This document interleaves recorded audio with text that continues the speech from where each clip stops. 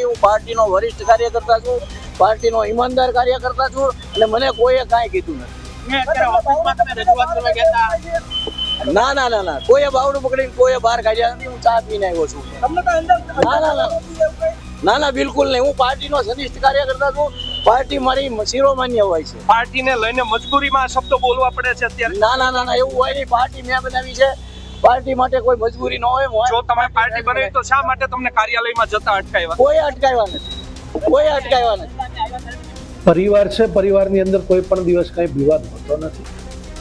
અને ભરતભાઈ બારડ ખૂબ જ સિનિયર અને પૂર્વ મેયર છે. એમને જે પણ કંઈ પોતે પાર્લામેન્ટરી બોર્ડની અંદર અપેક્ષિત નહોતા કે ટિકિટ માટેની વાત હતી, એ માટે થઈ અને કાર્યાલય ઉપર પ્રેસ માટેની વાત હતી. એટલે એટલી એક વિનંતી હતી કે પ્રેસ પાર્ટી કાર્યાલય ઉપર પ્રમુખની સાથે કરવાની હોય છે, કોઈ વ્યક્તિગત રીતે અહીંયા આગળ ન હોય. એટલે એટલી વાત થઈ હતી કે પાર્ટી કાર્યાલય ઉપર પ્રમુખ હોય તો તમે પ્રેસ કરો, બીજી કોઈ નારાજગી એમનામાંય નથી અને બીજી કઈ વિષય. અમારી તમામ માહિતીથી અપડેટ રહેવા માટે જોડાયેલા રહો S9 ન્યૂઝ સાથે.